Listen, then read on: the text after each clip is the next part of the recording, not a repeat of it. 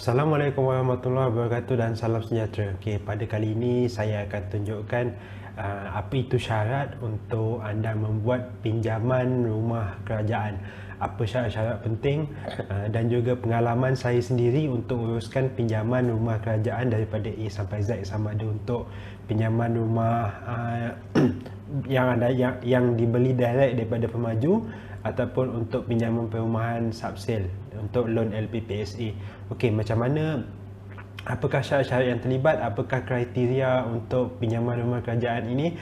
Pastikan untuk anda tengok video ini sampai habis kerana saya ada sertakan beberapa tips macam mana untuk anda nak buat ataupun syarat berkaitan dengan pinjaman perumahan LPPSA.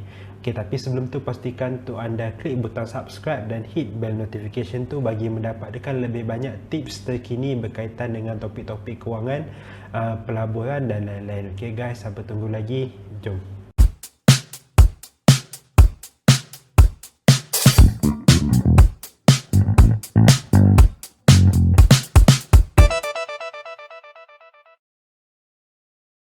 Topik pada kali ini adalah berkenaan dengan syarat untuk membuat pinjaman perumahan kerajaan. Apa syarat-syarat yang penting untuk buat pinjaman kerajaan? Okey, dalam video ini saya akan ceritakan pengalaman saya uruskan sendiri pinjaman perumahan LPPSA. Yang ni untuk pinjaman subsale, rumah second hand ataupun pinjaman direct dengan pemaju lah. Kalau lelong tak digalakkan untuk anda gunakan LPPSA kerana lelong ni kita bermain dengan masa. Bila bermain dengan masa, ramai yang feedback LPPSA ni dia lambat untuk disburse duit, maksudnya dia nak keluarkan duit tu agak lama. So tak digalakkan kalau anda nak buat kalau anda nak main lelong ataupun nak beli rumah lelong menggunakan loan LPPSA. Nombor 2, saya akan ceritakan cara kiraan kelayakan pinjaman. Macam mana nak tahu berapa maksimum loan yang anda layak untuk pinjaman perumahan kerajaan. Syarat pinjaman perumahan kerajaan, pinjaman rumah dengan pemaju, dan juga sedikit info pinjaman rumahan subsale. Sebab pinjaman perumahan subsale ni bagi LPPSA ni agak complicated sikit, tapi ianya taklah susah mana pun. Jadi adalah semua info dalam video ini adalah berdasarkan kepada pengalaman saya sendiri uruskan pinjaman rumah. Okey, saya mempunyai pengalaman untuk membuat ataupun menguruskan pinjaman rumah subsale bagi LPPSA, juga pinjaman rumah undercon. Kalau undercon ni dia lebih straightforward. Saya ceritakan lebih detail nanti pada slide yang akan datang. Dia lebih straightforward, di mana hampir semua urusan itu developer pemaju ataupun lawyer pemaju yang akan buat. Jadi sebagai peminjam, anda cuma mungkin kena daftar ataupun follow up dengan kerani untuk dapatkan surat-surat tertentu tu saja.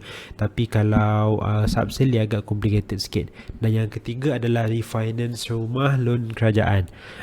Kalau anda ada buat pinjaman LPPSA, kemudian anda perlukan cash dan ingin buat refinance dengan bank lain pun tak ada masalah. Ada beberapa bank yang agak mesra lah, terutama sekali kalau nak buat refinance membabitkan loan daripada LPPSA ataupun mereka yang kerja kerajaan. Ada beberapa bank yang agak mesra sebenarnya.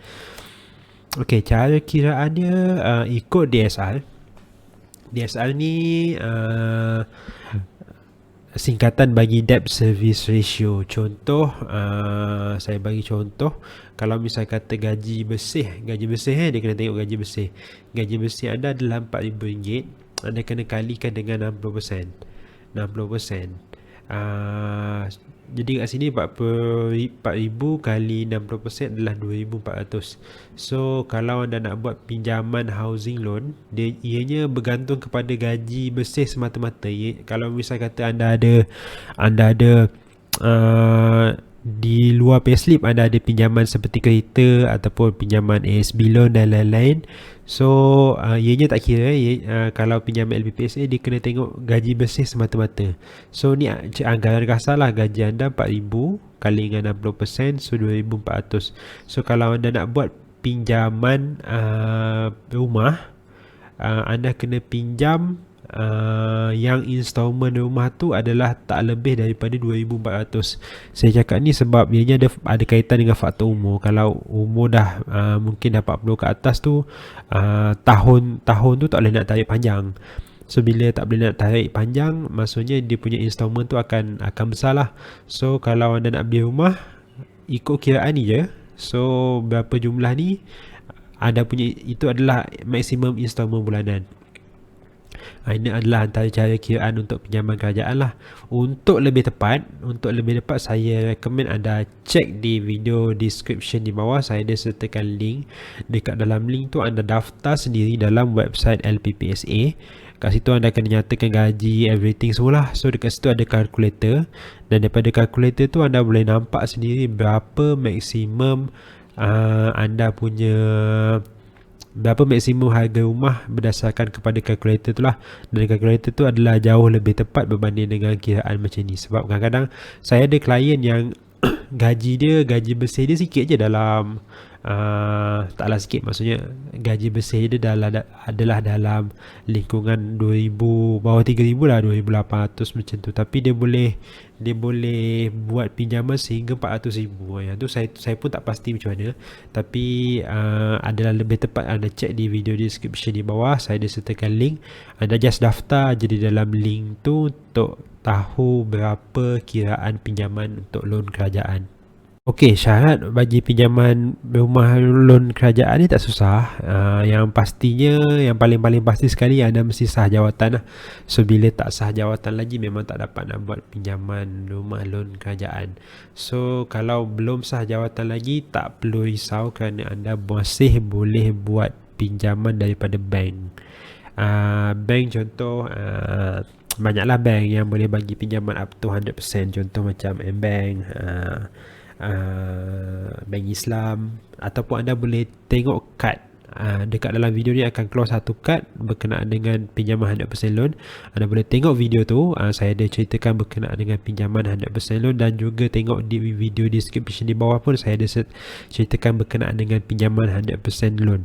Ianya adalah pinjaman daripada bank, bukan daripada LPPSA. Maksudnya kalau anda kerja kerajaan pun anda masih boleh dapatkan pinjaman up to 100% daripada bank yang terlibat lah. Ada beberapa bank yang saya recommend.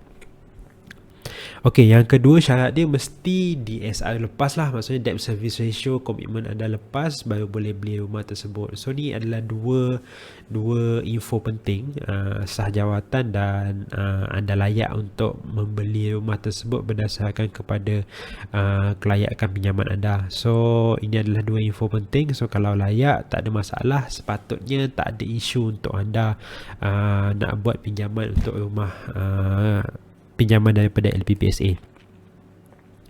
Okey, ni kalau pinjaman perumahan dengan pemaju, macam saya cakap tadi, kebanyakan kes pemaju yang uruskan, ataupun kebanyakan kes pemaju akan uruskan daripada A sehingga Z. So apa yang anda perlu lakukan adalah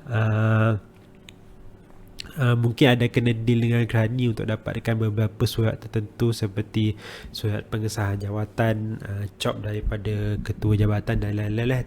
Tapi tu saja. Tapi yang lain-lain tu kebanyakan kes pemaju yang akan uruskan. So tak ada masalah kat sini.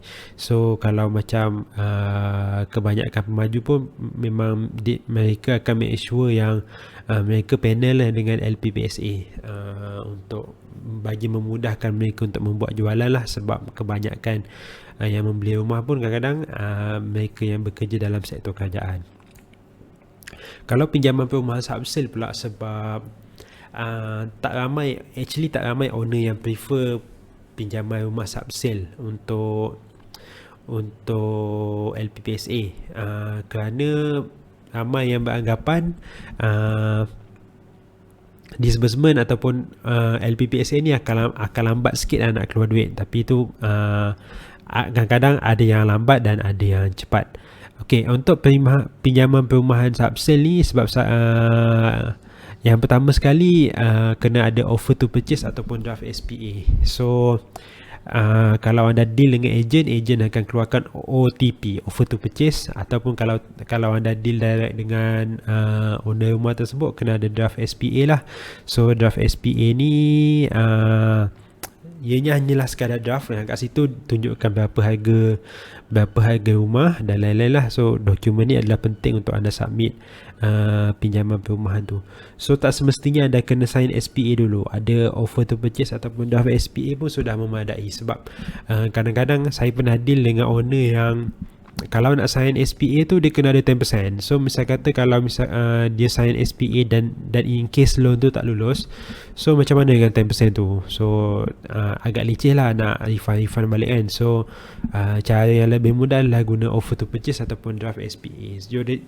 Jadi tak perlu nak sign SPA dahulu. Kemudian anda kena submit, bukan loan ni, kat sini ada correction, submit valuation dengan JPPH. JPPH ni adalah jabatan yang berdaftar dengan LPPSA yang tugasnya adalah untuk periksa market value rumah kerajaan lah. Dan yang ketiga, kalau harga pasaran okey, boleh proceed dengan loan dan sign SPA. So ni kalau after JPPH approve lah harga rumah tu berapa, dan kemudian anda boleh proceed dengan loan dan sign SPA dengan pihak peguam.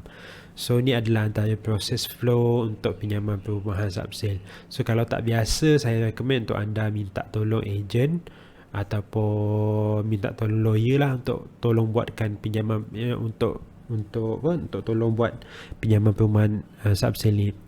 Sampai situ saja penerangan berkenaan dengan syarat untuk membuat pinjaman perumahan LPPSA ataupun pinjaman perumahan loan kerajaan. So saya harap anda like video ni, share kepada mereka yang lain-lain, bagi terutama sekali mereka yang ingin mendapatkan info berkenaan dengan pinjaman perumahan LPPSA, syarat-syarat kelayakan dan lain-lain lah. Okey, pastikan anda klik butang subscribe di bawah bagi mendapatkan info lanjut. Terutama sekali jika anda meminati topik-topik kewangan, tambah income, pinjaman dan lain-lain lah. So anda boleh subscribe link subscribe channel YouTube kami dan hit bell notification bagi mendapatkan update terkini berkaitan dengan topik-topik kewangan daripada channel kami. Okay guys, terima kasih. Assalamualaikum.